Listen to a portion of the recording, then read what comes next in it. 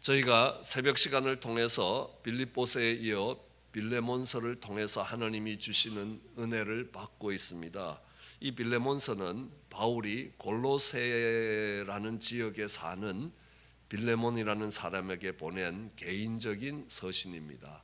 한 장으로 된 짧은 서신입니다. 그렇지만 많은 의미를 가지고 있습니다. 오네시모라는 빌레몬의 종이 도망을 쳤습니다. 로마로 도망을 쳤다가 로마에서 바울을 만났습니다. 그리고 그 바울을 통해서 복음을 받아들이고 새로운 사람이 되었습니다. 바울은 이렇게 얘기합니다. 이가 전에는 무익한 자이지만 지금은 유익한 자가 됐다는 겁니다. 내 갇힌 중에 낳은 아들이라고 이야기합니다. 내 신복이라고 이야기합니다. 우리는 이를 통해서 무익한 자가 어떻게 유익한 자가 되는가, 우리가 예수 그리스도로 인하여 어떤 변화들이 일어나야 되는가라는 것들을 살펴볼 수 있습니다. 그리고 바울은 편지 한 장과 함께 오네시모를 옛 주인 빌레몬에게 돌려보냅니다. 그 빌레몬은 정말 사랑을 배신으로 갖고 간 그 오네시모를 다시 받아들입니다. 용서하고 받아들입니다. 성도의 사랑이 어떤 것인가, 하나님이 말씀하시는 우리 삶에 꼭 나타나야 하는 그 용서와 관용이 어떤 것인가를 우리는 빌레몬에게 배울 수 있을 것입니다. 그리고 오네시모와 빌레몬 사이에서 중재자의 역할을 하는 바울, 중보기도자의 역할을 하는 바울을 통하여 우리는 예수님이 죄인과 하나님 사이에 서 있는 예수님의 모습을 볼 수 있고 그 사명을 감당하는 자리에 어떻게 서는가를 배워갈 수 있을 것입니다. 이 빌레몬서가 시작하면서 바울은 빌레몬에게 안부를 묻습니다. 빌레몬뿐만 아니라 아비아 그의 아내로 알려져 있습니다. 그리고 아키뽀라는 그의 아들로 알려져 있는 나와 함께 군사된 아키뽀, 그리고 그뿐만 아니라 빌레몬의 집에 있는 교회에 문안을 합니다. 근데 문안의 내용이 뭐냐면 하나님 우리 아버지와 주 예수 그리스도를 좇아 은혜와 평강이 너희에게 있을지어다라고 이야기합니다. 근데 이 인사말은 바울이 이 빌레몬에게 보낼 때만 쓴 것이 아니라 로마의 편지를 쓸 때도, 로마서를 쓸 때도 정말 복음을 위하여 사도로 택정함을 받은 바울이 이 로마에 이러이런 로마에 편지를 한다 하면서 복음을 위하여 택정한 바울이 로마에 뭐라고 안부를 하냐면 로마에 있는 하나님의 사랑을 입고 성도로 부르심을 입은 모든 자에게 하나님 우리 아버지와 주 예수 그리스도를 좇아 은혜와 평강이 있기를 원하노라. 앞에 누구에게 전한다라는 말은 다르지만 그 뒤에 하나님 우리 아버지와 주 예수 그리스도로 좇아 은혜와 평강이 있기를 원한다라는 인사말은, 축복의 말은, 또 부탁의 말은 동일하다는 겁니다. 고린도에 편지할 때도 똑같다는 겁니다. 하나님 우리 아버지와 주 예수 그리스도를 좇아 은혜와 평강이 있기를 원한다라고 이야기합니다. 갈라디아서에도 에베소서에도 빌립보서에도 다 동일합니다. 골로새서에도 정말 이렇게 이야기합니다. 우리 하나님, 우리 아버지 하나님으로부터 은혜와 평강이 있기를 원한다. 디모데서에도 그렇게 이야기합니다. 이게 사도 바울이 거의 모든 편지의 서두에 은혜와 평강이 있기를 축복하면서 축원하면서 그것을 인사말로 쓰면서 정말 그 편지를 시작하고 있습니다. 이게 상투적인 인사말인가? 아닐 거라는 겁니다. 여기에 깊은 뜻이 담겨 있습니다. 그래서 우리도 그렇게 인사하기를 원합니다. 만났을 때 은혜와 평강이 우리 집사님께, 또 우리 권사님께, 우리 장로님께 있기를 원합니다.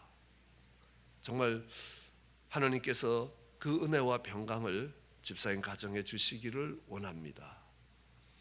왜냐하면 이 은혜와 평강이라는 것이 그리스도인들이 가질 수 있는 가장 복된 두 개의 가치라고 생각을 하기 때문입니다. 근데 은혜와 평강이 한 번도 성경 전체를 통해서 순서가 달라져 본 적은 없습니다. 항상 은혜가 먼저 오고 그리고 평강이 뒤따라 오고 있다는 겁니다. 은혜가 와야 평강이 따라오기 때문이라는 겁니다. 그래서 우리는 먼저 은혜가 무엇인가를 여러분하고 함께 살펴보고자 합니다.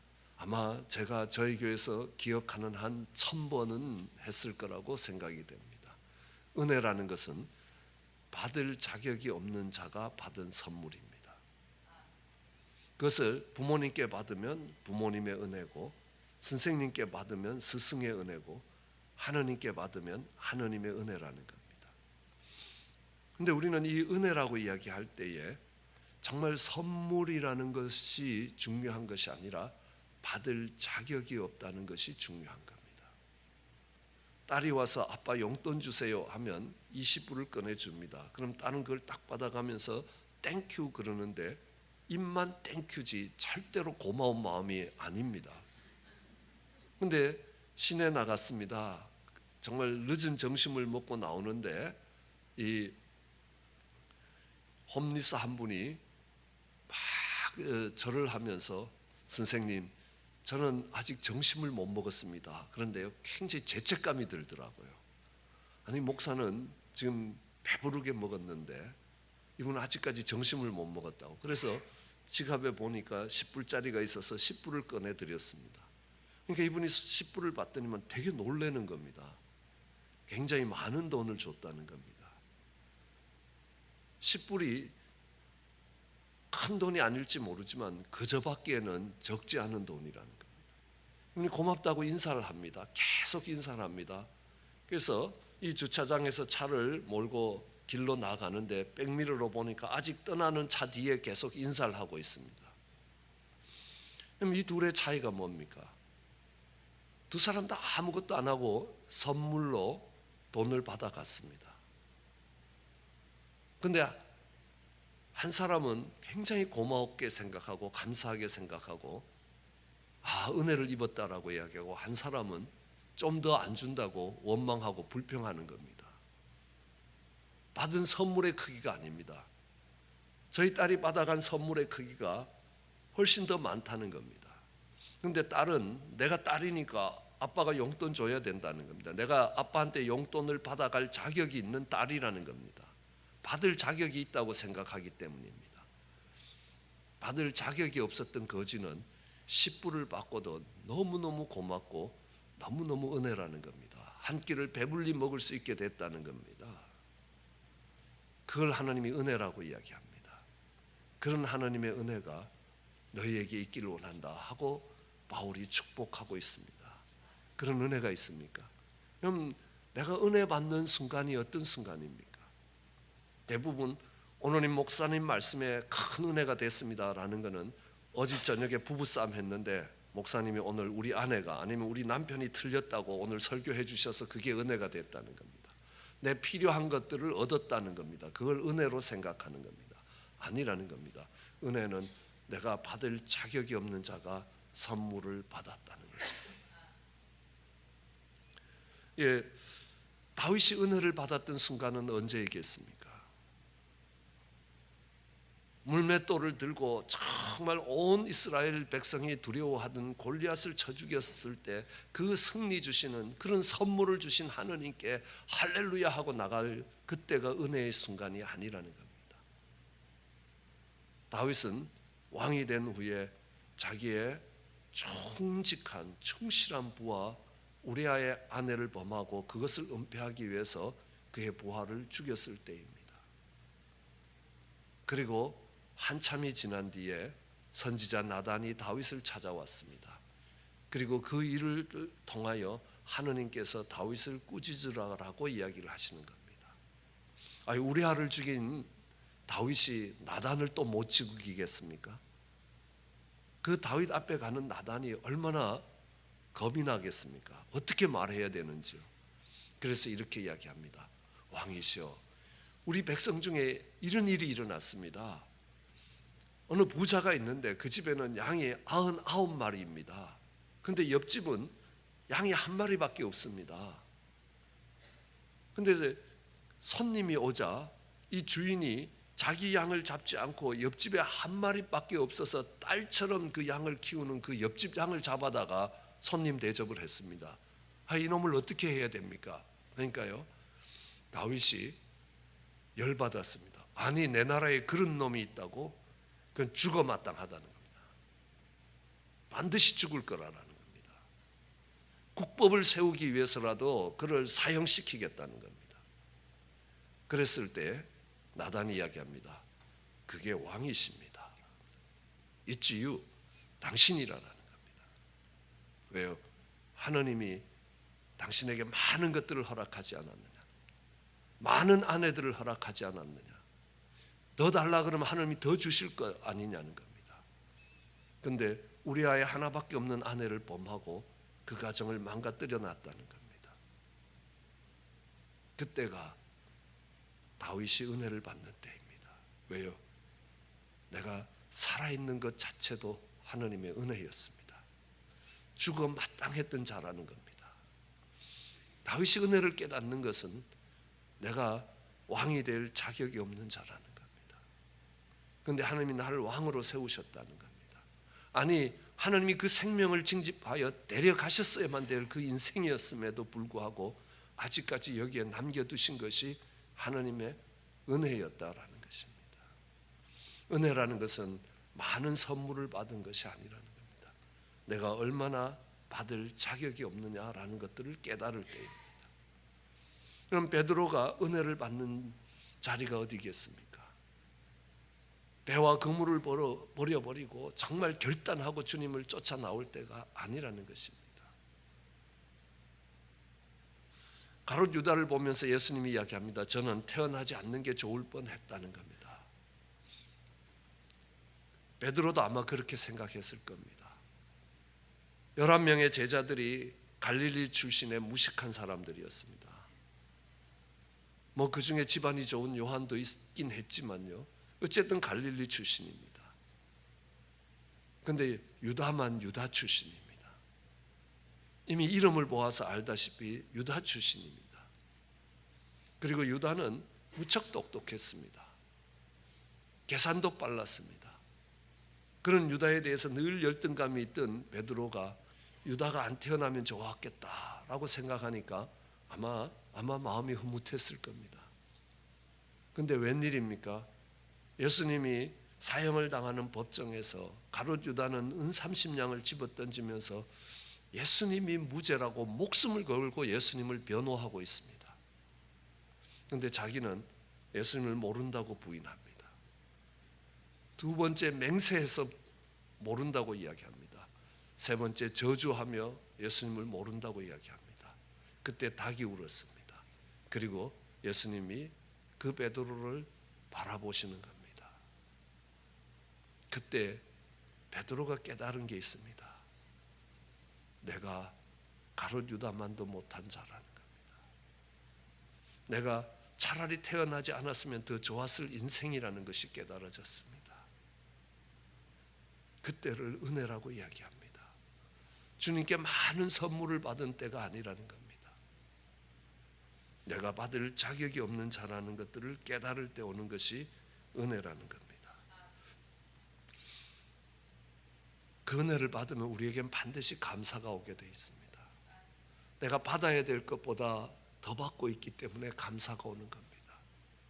내가 받아야 될 것보다 더 적게 받으면 원망과 불평이 오게 되어 있습니다. 내 삶에 감사가 사라졌다는 것은 은혜를 잃어버린다는 것과 같은 말입니다. 성경은 우리에게 이야기합니다. 은혜 안에서 강해지라는 겁니다. 우리는 아둘람 동굴의 400인, 저희 교회를 아둘람 동굴의 400인이라고 부르기를 원합니다.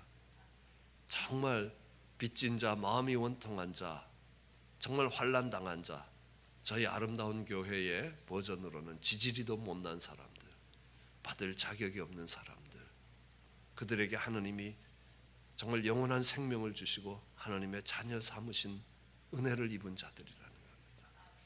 그들은 세상에 아까울 것이 없고 무서울 게 없다는 겁니다. 늘 말씀드리지만 정말 고구려를 다시 세울 때에 가장 앞장서면서 싸웠던 장군들이 오이협보 말이라는 장군들입니다. 누구냐 하면 시장통 깡패들이었습니다. 시장통에서 음식 훔쳐먹던 도둑놈들입니다. 발은 빠르고 주먹은 셌다는 겁니다.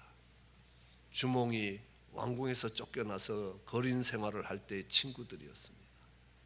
그런데 주몽이 왕자에 복귀함으로 그들이 나라를 세우는 데 쓰임 받았습니다.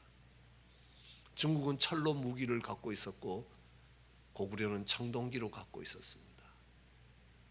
칼로 싸워도 몇 번만 부딪히면 칼이 부러지고 화살을 쏴도 철 갑옷을 뚫질 못합니다. 그 어려운 전쟁을 수행하면서 늘 복병을 서야 되는 겁니다. 도망갈 길이 없는 그 자리에 서서도 그들이 목숨을 걸고 그 전쟁을 수행합니다. 그리고 이렇게 이야기합니다. 시장통 깡패로 살 인생을 여기까지 불러주신 것만 해도 감사하다는 것. 내 인생이 여기서 끝난다 해도 아무런 후회가 없다는 겁니다. 그걸 은혜라고 이야기합니다. 은혜로 싸우는 사람들입니다. 감당할 수가 없다는 겁니다. 세상이 감당하지 못한다는 겁니다. 그러나 우리는 그 은혜를 잊어버릴 수 있다는 겁니다. 잊어버릴 수 있습니다. 예수님이 말씀하십니다. 먼저 된 자가 나중되고 나중된 자가 먼저 될 것이라. 먼저 된 자가 나중되는 이유는 그 받은 은혜를 잃어버리기 때문입니다. 성경은 이야기합니다. 은혜 위에 은혜를 받으라. 한 번 받은 은혜로 충분한 것이 아니라는 겁니다. 사도 바울은 그렇습니다. 신앙생활을 해가면 갈수록 내가 얼마나 받을 자격이 없는 자인지를 깨달아가는 겁니다. 그가 초기에 편지 쓸 때는 정말 사도 중에 지극히 작은 자라고 이야기합니다. 중기 편지에 쓸 때는 성도의 한 사람이라고 이야기합니다. 그의 말기 편지를 보면요, 죄인의 괴수라는 겁니다. 내가 얼마나 받을 자격이 없는 자라는 걸 깨달을 때 바울에게 있어서는 점점 큰 은혜가 그에게 임했다라는 것들을 알습니다. 그런 은혜가 우리에게 있기를 원합니다. 바울은 평강으로 인사합니다. 평강은 은혜 뒤에 따라오는 것입니다. 평강이라는 말은 영어로는 peace라고 이야기하고 히브리어로는 샬롬이라고 이야기합니다. 아마 우리도 늘 인사할 때 밤새 평안하셨습니까 하고 인사합니다. 그렇죠? 늘 밤에 자객을 보내서 죽이니까 밤에 안 죽고 살아남으셨습니까? 라는 겁니다. 그렇죠? 평안이라는 겁니다. 그래서 은혜가 없으면 평안도 찾아오지 못합니다. 왜냐하면 하나님께 많은 선물을 받았다고 마음에 평안이 찾아오느냐? 아니라는 겁니다. 욥이라는 사람이 있었습니다. 욥은요, 그 당시에 살았던 시대의 가장 부자였습니다. 욥이 가졌던 재산을 오늘날로 따져도 거의 빌 게이츠에 준하지 않을까 할 만큼 많은 재산을 갖고 있었습니다. 돈으로 헤아릴 수 없을 만큼의 많은 재산, 그리고 종들이 있었습니다. 그리고 많은 자녀들이 있었습니다. 그 시대는 자녀가 많으면 축복이라고 생각했습니다. 왜냐하면 자녀 숫자가 곧 노동력이기 때문에 그렇습니다. 그래서 다사는 많은 자녀들을 갖는 것은 언제나 축복으로 생각하는 때에 많은 자녀들이 있었습니다. 그래도 그게 욥에게 평강을 가져주지 않았습니다. 욥이 재산을 잃어버리고 정말 자녀들이 죽고 병이 들고 또 아내가 떠났을 때에 욥이 이렇게 고백합니다. 욥기 3장 25절입니다. 나의 두려워하는 그것이 내게 임하였고 나의 무서워하는 그것이 내 몸에 미쳤다는 겁니다. 그런 일이 일어나니까 욥이 뭐라고 하냐면, 내가 그동안 이거 잃어버리면 어떡하지? 이 많은 재산을 어떻게 관리하고 어떻게 지켜가지? 정말 병이 나를 찾아오면 어떡하냐? 그 두려워하고 무서워하던 것, 다르게 하면 욥이 많은 재산을 갖고 많은 선물을 하나님께로 받았습니다. 욥이 하나님을 모르던 사람이 아닙니다. 욥은 하나님을 경외하며 정말 악에서 떠났던 자라는 겁니다. 정직했던 자라는 겁니다. 하느님이 칭찬할 만큼의 신앙생활을 하던 경건한 사람이었습니다. 그런데 그 속에 그 내면에 뭐가 있었습니까? 평안이 없었습니다. 두려움이 있었습니다. 무서워하고 있었습니다. 야, 내가 이러다가 암이 걸리면 어떡하지? 질병이 찾아오면 어떡하지? 내가 사고를 당하면 어떡하지? 내가 가진 걸 다 잃어버리면 어떡하지? 그 두려움과 무서움이 그의 내면에 자리 잡고 있습니다. 하나님께 많은 선물을 받는다고 해서 마음에 평안이 있는 게 아니라는 겁니다. 가진 게 별로 없으니까요, 어디 나갈 때 문 열어놓고 나가도 되고요, 차문 안 잠궈도 되고, 여름에도 문 열어놓고 늘어지게 잘 잘 수 있습니다. 도둑이 들어왔다가 갖고 갈 게 없으니까요, 얼마나 편안하게 자겠습니까? 그런데요, 부잣집에 가보니까 막 이 창문도 이중으로 그 가운데 창살을 박아놓고 정말 담은, 하늘이 안 보일 정도로 높여놓고, 그것도 불안해서 담 위에 철조망을 걸어놓고 유리 조각을 박아놓고 그렇게 한다는 겁니다. 이게 지금 도둑놈이 못 들어오게 하는 건지 내가 그 감옥에 갇힌 건지 그게 구별이 안 될 정도로 그 불안 속에 쌓여 있다는 겁니다. 왜요? 내가 가진 걸 지키기 위해서 빼앗길까 하는 두려움이라는 겁니다. 근데 받을 자격이 없는데 하나님이 주셨다는 겁니다. 그 선물이 은혜가 됐다면 그 선물을 지키는데 욥처럼 두려워하고 무서움이 있다는 겁니다. 근데 받을 자격이 없는데 주셨다면요, 주신 분도 하나님이고 가져가시는 분도 하나님이라는 겁니다. 이런 자격 없는 자에게 하나님이 주셨으니까 그 다음에는 정말 내가 지키는 것이 아니라 하나님이 지키시는 것이라. 아닐 것 같으면 주시지를 않죠. 여러분, 그런 평강이라는 겁니다. 세상의 평안하고는 다른 겁니다. 욥은 많은 걸 가졌지만 평안이라는 것, 평안이 없었습니다. 그래서 욥기의 주제는 고난에 대한 우리의 인식이 아니라는 겁니다. 고난에 대한 뜻을 배우는 게 아닙니다. 욥기는 은혜가 뭔지를 배우는 겁니다. 그리고 은혜가 가져오는 평강이 뭔지를 배우는 것입니다. 그럼 이 평강들을 보면 이해하지 못하는 평강들이 우리 속에 참 많이 있습니다. 우리가 예배 후에 부를 찬송가 470장을 보면 내 평생 가는 길 늘 순탄하며 늘 잔잔한 강 같든지 큰 풍파로 무섭고 어렵든지 나의 영혼은 늘 평안하다. 제가 노래를 좀 잘 부르면 한번 불러보겠는데 그건 안 됩니다. 어쨌든 이 스파포드 씨가 이거를 지은 배경이 뭐냐는 겁니다. 영국에 있을 때 자기를 보러 오는 아내와 딸들이 정말 오다가 그 대서양 중간에서 조난을 당해서 아내만 살아남고 자녀들은 다 죽었습니다. 나중에 자녀들이 죽은 그 자리에 와서 배를 타고 돌아올 때 저기가 당신의 자녀들이 죽은 자리입니다 라고 할 때 그때 부른 노래라는 겁니다. 아니, 그때 내 영혼이 평안하다고 노래가 나올 수 있냐는 겁니다.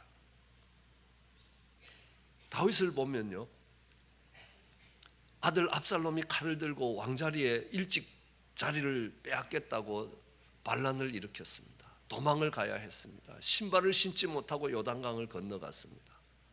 그러던 다윗이 하나님이 잠을 주신다, 하나님이 사랑하는 자에게는 잠을 주신다. 잠이라는 건 평안을 이야기하는 겁니다.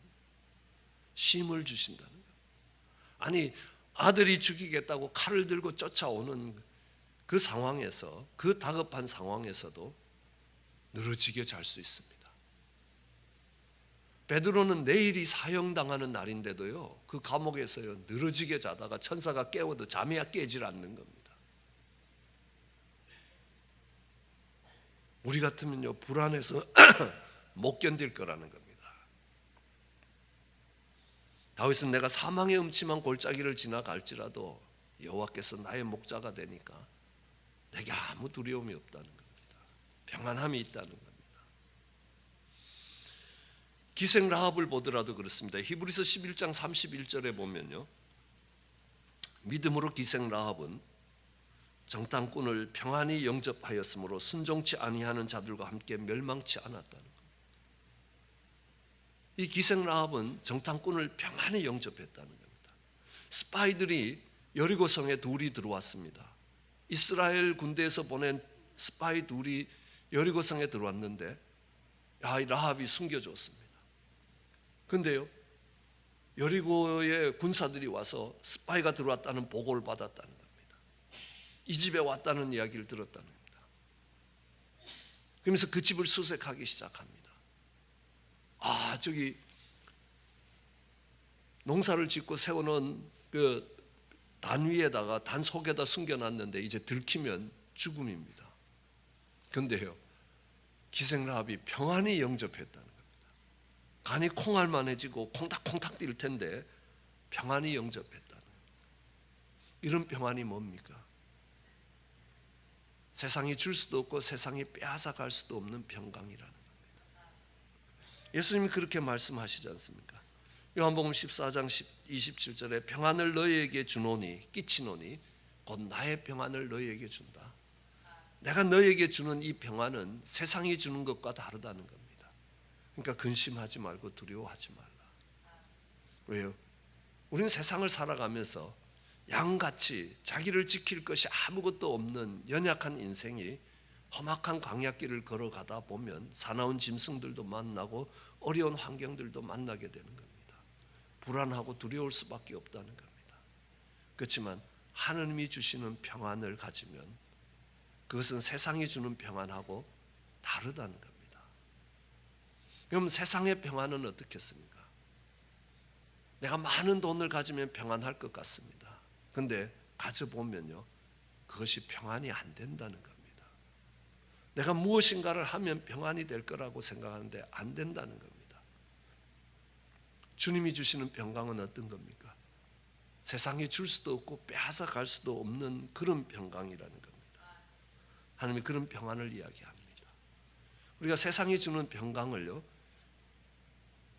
대표적으로 이야기하는 것이 모슬렘들입니다. 이슬람이라고 이야기합니다. 모슬렘, 이슬람 다 샬롬이라는 말에서 나왔습니다. 우리는 평안을 추구하는 자라는 겁니다. 이 이슬람교의 최고의 가치는 평안이라는 겁니다. 샬롬이라는 겁니다. 우리는 샬롬을 추구하는 사람이라는 의미가 모슬렘이라는 겁니다. 우리는 샬롬을 추구하는 종교라는 게 이슬람이라는 겁니다. 근데 그들의 샬롬은 어떤 것입니까? 알라가 주는 힘을 가지고 많은 것을 손에 쥐임으로 인해서 오는 평강이라는 겁니다. 근데 그렇다고 평강이 오느냐는 겁니다. 아닙니다. 다른 사람을 굴복시켜서 내 뜻을 이룸으로 인하여 얻어지는 평강입니다. 그런데 우리 주님이 말씀하시는 평강은 다르다는 겁니다. 뭡니까? 내가 십자가의 죽음으로 인하여, 내가 죽음으로 인하여 정말 그 하느님의 평강이 우리에게 오는 것이라. 내가 나를 지키고자 할 때는 절대로 평안이 오지 않습니다. 아무리 많은 것을 가져도 오는 질병을 막을 수가 없고 오는 백발을 막을 수가 없다는 겁니다.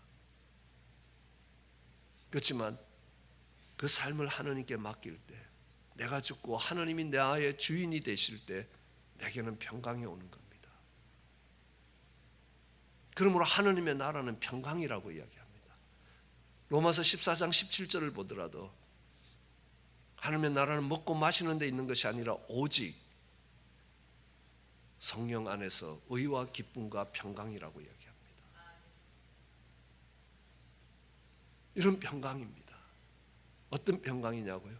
하나님이 나의 주인 되실 때, 내가 죽고 그리스도가 살 때라는 겁니다. 그때 오는 평강이라는 겁니다. 그 평강이 여러분에게 있기를 원합니다. 그래서 우리는 라마단 기간을 지나면서 이런 설교를 했던 기억을 합니다. 다른 사람을 바꿔갖고 내가 평강을 얻을 것 같으면 그건 모슬렘이라는 겁니다. 다르게 하면 almost Christian, 그리스도인 같지만 가짜인 그리스도인이라는 겁니다. 세상의 평강을 추구해가는 사람입니다. 그렇지만 하나님의 사람들은 자기를 변화시켜서 평강을 얻겠다는 겁니다. 여러분, 우리 남편 술 먹고 우리 남편 나쁜 버릇 저것만 고치고 저 남편이 조금만 바뀌면 우리 집에 평강이 올 거라고 생각하십니까? 그럼 여러분 모슬렘이라는 겁니다. 키가 남편에게 있지 않습니다. 내게 있습니다. 내 이름을 일컫는 내 백성이 악한 길 떠나고 겸비하여 기도하여 내 얼굴을 구하면 하늘에서 듣고 그 죄를 사하고 그 땅을 고치겠다라고 약속하시는 겁니다. 키가 나한테 있지 남편에게 있지 않다는 겁니다. 키가 나한테 있지 아내에게 있지 않다는 겁니다. 우리 아내 조금만 바뀌면 우리 집이 이제 평안해질 것 같은데, 저 잔소리만 안 하면 야, 집이 평안한 집 될 것 같은데, 이게 20년 30년 한 잔소리가 아직도 안 끝난다는 겁니다. 예, 그렇게 생각하고 있으면요, almost Christian이라는 겁니다. 가짜 그리스도인이라는 겁니다. 겉으로는 비슷한데 가짜라는 겁니다. 모슬렘이라는 겁니다. 그 평안이라는 것은 다른 사람을 변화시켜서 자식놈이 바뀌면, 우리 시어머니가 좀 바뀌면 정말 우리 집에 평안이 올 거라고 생각하십니까? 아니라는 겁니다. 하나님이 주시는 평안은 그런 게 아니라는 겁니다. 내가 뭐 기대하고 정말 내가 소원하던 것을 가진다고 해서 그게 평안이 되는 게 아니라는 겁니다. 주님이 말씀하십니다. 나의 평안을 너희에게 주노라. 나의 평안을 너희에게 준다는 겁니다. 주님의 평안은 어떤 평안입니까? 십자가를 질 때 오는 평강이라는 겁니다. 내가 죽고 그리스도가 살 때에, 정말 그리스도가 나의 주가 되어서 나를 다스릴 때에, 그 주님의 나라가 임할 때에 거기에 기쁨과 함께 따라오는 것이 평강이라는 것입니다. 바울은 그 평강이 너희에게 있기를 원한다는 겁니다. 여러분, 내 힘으로 나를 지키려고 할 때 평강이 안 오는 것입니다. 아무리 많은 것을 가져도 욥처럼 가지고 욥처럼 경건을 정말 이루어 가려고 해도 그 마음 속에 하나님이 주시는 평강이 없다는 겁니다. 내가 두려워하던 것이, 내가 무서워하던 것이 내게 임했다라고 고백할 수밖에 없는 욥이라는 겁니다. 그렇지만 내가 받을 자격이 없는데 하나님이 여기까지 이루셨다면, 또 그 주님이 우리를 다스려 가신다면, 이 모든 것이 합력하여 선을 만들어 가도록 주님이 역사하신다면 우리가 가질 수 있는 것이 평강입니다. 그 감옥 속에서도 배짱 좋게 잠잘 수 있다는 겁니다. 바울도 그 감옥 속에서 하나님을 찬미하고 정말 기도할 수 있다는 겁니다. 어떤 형편과 처지에서도 정말 세상이 줄 수도 없고 세상이 빼앗아갈 수도 없는 그런 평강을 가질 수 있습니다. 언제 그 평강이 오겠냐는 겁니다. 우리 주님을 찾아 구할 때입니다. 역대하 14장 7절은 이런 말씀이 기록되어 있습니다. 아사가 일찍이 유다 사람에게 이르되 우리가 우리 하나님 여호와를 찾았으므로 이 땅이 아직 우리 앞에 있나니 우리가 이 성읍들을 건축하고 그 주위에 성곽과 망대와 문과 빗장을 만들자. 우리가 주를 찾았으므로 주께서 우리에게 사방의 평안을 주셨다라는 겁니다. 그 성읍들을 형통하게 건축하게 하셨다는 겁니다. 역대하 15장 15절에도요. 온 유다가 이 맹세를 기뻐한지라 무리가 마음을 다하여 맹세하고 뜻을 다하여 여호와를 찾았으므로 여호와께서도 저희의 만난 바 되시고 그 사방의 평안을 주셨다. 그 하나님을 찾을 때 하나님이 그 사방의 평안을 주셨습니다. 그런 평안이 너희에게 있기를 원한다라고 사도 바울이 축복하고 있는 것입니다. 아니 어쩌면 부탁하고 있는 것입니다. 그렇게 인사하고 있는 것입니다. 우리도 만날 때에 정말 집사님의 삶에, 장로님, 권사님의 삶에 은혜와 평강이 있기를 원합니다. 이렇게 인사할 수 있고 또 그 주님이 주시는 은혜와 평강을 누릴 수 있는 저희들 되기를 주의 이름으로 축원합니다. 기도하시겠습니다. 사랑과 은혜가